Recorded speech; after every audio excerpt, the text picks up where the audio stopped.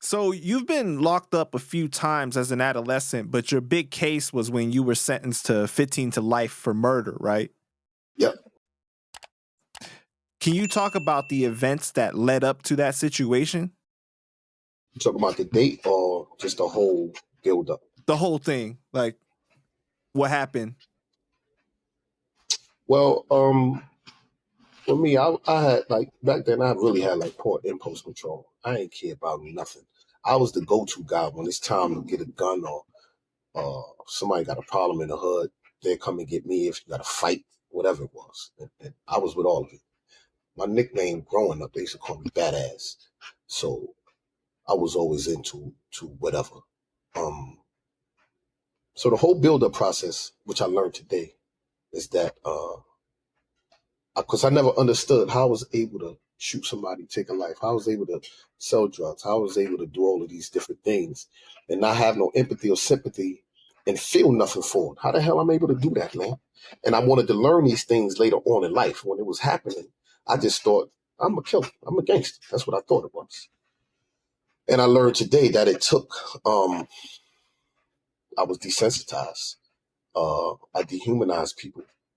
And I suffered from poor impulse control and peer pressures. I don't blame my environment or nothing for the way that I thought, the things that I did. So it all starts from, let's say, taking a bag of potato chips from the store and people cheering you on. Oh, look at Shorty, oh, little nigga walked out with the bag of chips. You see the praise you get from that.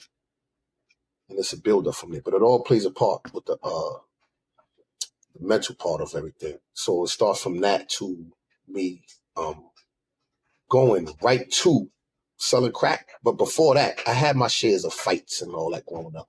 I had my shares of seeing somebody get killed when I was just a kid, under 13, under 12, 11 years old. Seeing a friend of mine, a father get murdered right in front of me across the street. All these different things. And I'm just a undeveloped mind. But I don't know at the time that I'm internalizing all of that.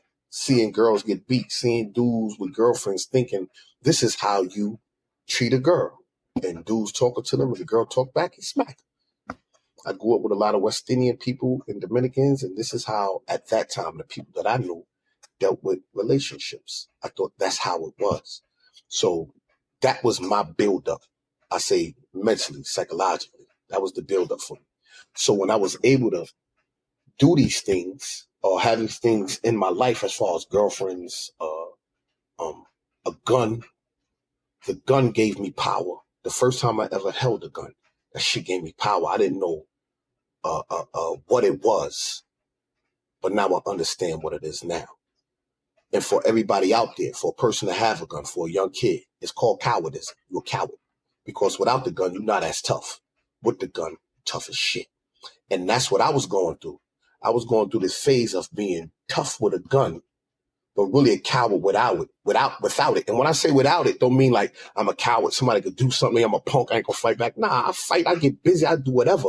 But if you put a gun in my hand, that's gonna give me a power that's uncontrolled to where I'm gonna do something that's unexplainable. So I had a situation with a guy where I was with, at the time, my child's mom. I just dropped her off. I'm walking past a building and the guy's in the building. And when I looked in the building, he looked back.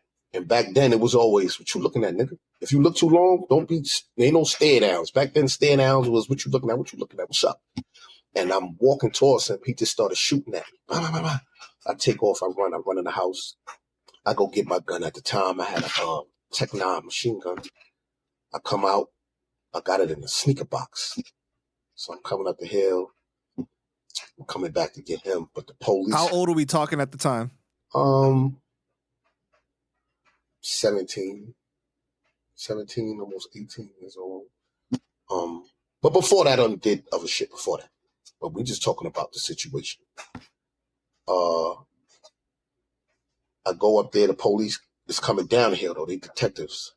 They heard the shots, and when they drive by me, I'm passing the car, I dropped the box on the floor and I crossed the street because I know they're going to stop me. I know they heard the shots. They got the calls, whatever. When I get to the top of the hill, they stop me. They're searching me, whatever. I go back down. I get the gun. I come back. I'm looking for him. I can't find him. I don't know where he at. Fast forward, I don't see him no more. And then I wind up seeing him one day. And